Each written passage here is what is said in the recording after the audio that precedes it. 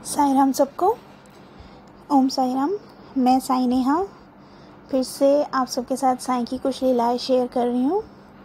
छोटी छोटी सी बाबा की लीलाएँ हैं जो हम लोग जो हमारे डेली रूटीन में छोटी छोटी लीलाएँ होती रहती हैं, उनको आज थोड़ा सा शेयर करती हूँ आप सबके साथ।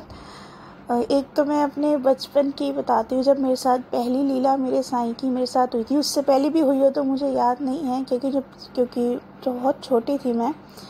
8 साल की थी मैं जब मेरे साथ पहली लीला मेरे बाबा की हुई थी। क्या हुआ था, हम लोग मुंबई गए थे। मुंबई मेरी बुआ रहती हैं, हम उनके वहाँ रुके थे और वहाँ से हमें शिरडी जाना था। तो मेरे को ना एक जब मैं छोटी थी प्रॉब्लम थी मेरे साथ कि मेरे को वो ब्रीदिंग प्रॉब्लम थी। मैं सांस ढंग से नहीं ले पाती थी।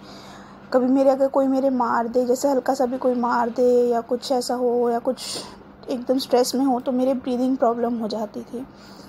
तो जब हम एक बार जब शिरडी जाना था, तब हम लोग घर से निकले। जैसे ही हम घर से निकले मेरे अटैक पड़ा और मेरे वो फिर से प्रॉब्लम हो गई थी। तो काफ़ी देर में जाके वो नॉर्मल हुई। फिर अब जब हम शिरडी पहुँच के वहाँ मेरे को बाबा के चरणों में मुझे बाबा का आशीर्वाद दिलवाया गया। समाधि मंदिर के वहाँ पे पंडित जी ने मेरे को जो होते हैं, उन्होंने बाबा के चरणों पे मेरा आशीर्वाद दिलाया, फूल वूल दिए और बाबा का आशीर्वाद मिला। और वो दिन है और आज का दिन है, वो प्रॉब्लम मुझे वापस नहीं हुई।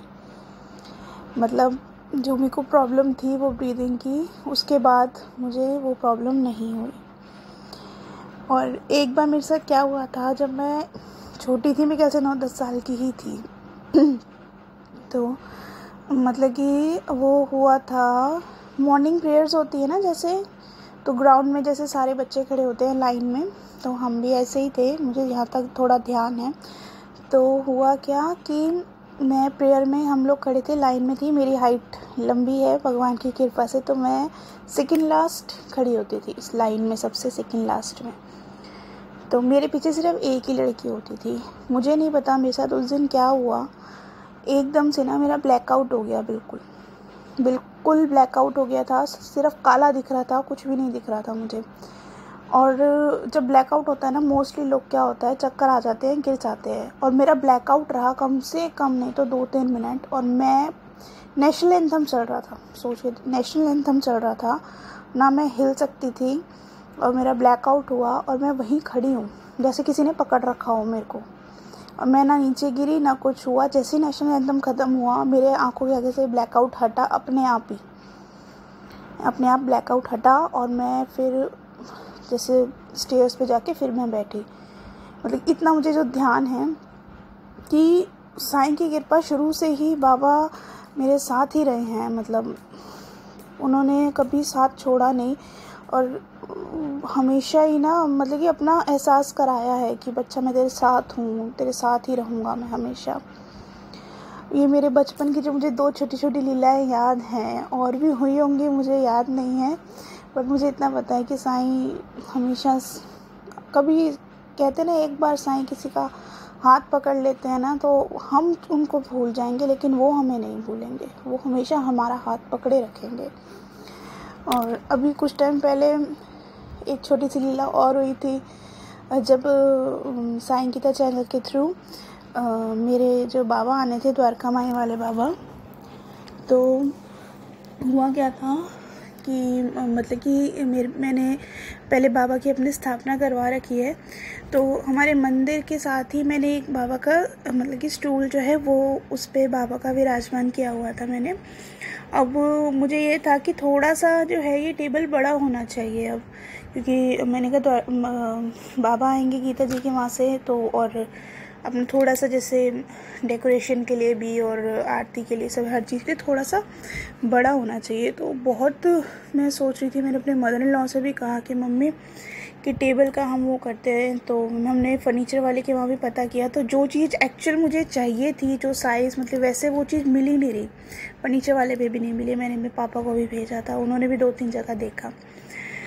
तो मेरे पास एक प्लास्टिक का टेबल था बड़ा, उस जो मुझे साइज़ चाहिए था वही था, लेकिन वो काफ़ी नीचा था।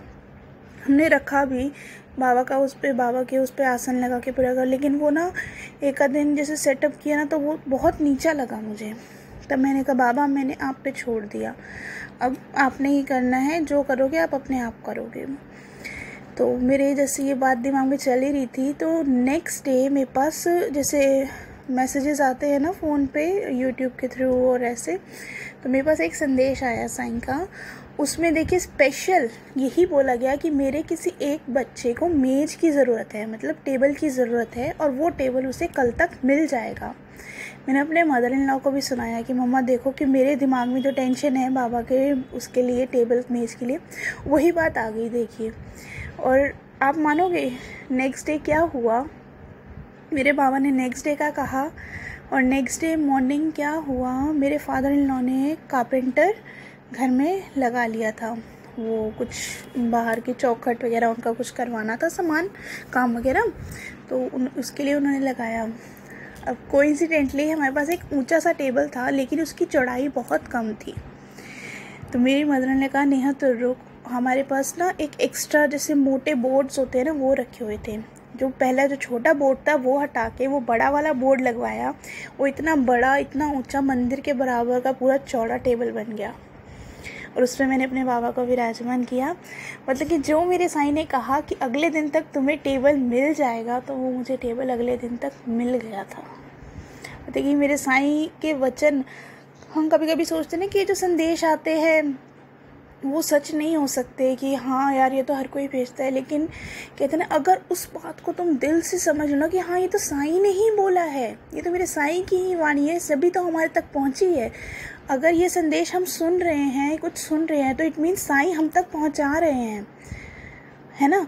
अगर उनकी इच्छा है, कहते हैं ना साईं की इच्छा के बिना तो हम साईं का नाम भी नहीं ले सकते। उनकी इच्छा से ही अगर वो संदेश हम तक पहुंच रहा है, इट मीन्स वो साईं खुद पहुंचा रहे हैं हमारे तक। तो मैंने ट्रस्ट किया इस बात पे, और देखिए मेरे अगले दिन तक जो मांगा था वो पूर्ति हो गई मेरे साईं की कृपा से। और ऐसी इतनी छोटी छोटी बातें बाबा, मतलब कि पल पल पे। अब जैसे नराते अब शुरू हुए हैं, नरातों में नराते के पहले दिन मुझे क्या था, मेरा दिल कर रहा था कि साईं के लिए एक गुलाब का फूल चाहिए मुझे। पहला नराता निकल गया, तो हम लोग क्या किया, वहाँ जैसे फेरी वाले आते हैं ना मान, उनसे ही फूल ले लिए। उन पे गुलाब का फूल नहीं था, मतलब कि उसमें मालाएं ली हमने जैसे माता रानी सबके लिए, तो उसमें लेकिन उसमें गुलाब की पत्तियाँ सी होती है ना छोटी छोटी सी, वो डाल दी थी। तो मेरा बड़ा वो हो रहा था गुलाब का फूल चढ़ाने के। अगले दिन अब स्पेशल मैं मार्केट से वो करवाती, क्योंकि यहाँ पे हम लोगों ने क्या कहते हैं जो डेली माला आती है तो उसमें है, तो सबने बोला कि यहीं से ही कर लेंगे। अब अगले दिन भी मेरे को ये हुआ कि मेरे को बाबा को गुलाब का फूल देना है। अब क्या करूँ, मैंने अपने हस्बैंड को बोला, तो लेकिन कोइंसिडेंटली क्या हुआ, वो नेक्स्ट डे जिम नहीं गए। सुबह मॉर्निंग में जिम जाते तो वो मॉर्निंग में वहाँ से लेते हुए आ जाते, अब मुझे चाहिए था सुबह सुबह। तो देखिए मेरे दिल की इच्छा, अब जो नेक्स्ट डे माला आई ना माता रानी के सबको बाबा भगवान जी पे चढ़ाने के लिए माला आई, उसमें पूरा का पूरा एक गुलाब का फूल, उसने पत्तियां नहीं डाली, पूरा का पूरा गुलाब का फूल रखा था। मतलब कि मेरा दिल से इच्छा थी कि बाबा को गुलाब का फूल देना है, और तो वो गुलाब का फूल पूरा का पूरा उसके अंदर आया और मैंने अपने बाबा को दिया।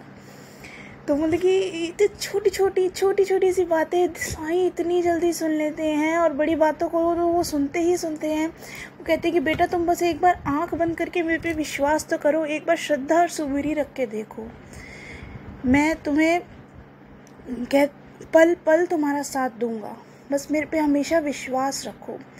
और यही विश्वास आपको ना भव से पार कर देगा। जो ये बाबा के 2 शब्द है ना, श्रद्धा और सबूरी, ये तो कहते हैं ना हमारी ज़िंदगी की जीवन। साईं राम सबको, ओम साईं राम। मैं साईं नेहा फिर से आप सबके साथ साईं की कुछ लीलाएं शेयर कर रही हूँ। छोटी छोटी सी बाबा की लीलाएं हैं जो हम लोग जो हमारे डेली रूटीन में छोटी छोटी लीलाएं होती रहती हैं, उनको आज थोड़ा सा शेयर करती हूँ आप सबके साथ। एक तो मैं अपने बचपन की बताती हूँ, जब मेरे साथ पहली लीला मेरे साईं की मेरे साथ हुई थी। उससे पहले भी हुई हो तो मुझे याद नहीं है, क्योंकि बहुत छोटी थी मैं, 8 साल की थी मैं जब मेरे साथ पहली लीला मेरे बाबा की हुई थी। क्या हुआ था, हम लोग मुंबई गए थे, मुंबई मेरी बुआ रहती हैं, हम उनके वहाँ रुके थे और वहाँ से हमें शिरडी जाना था।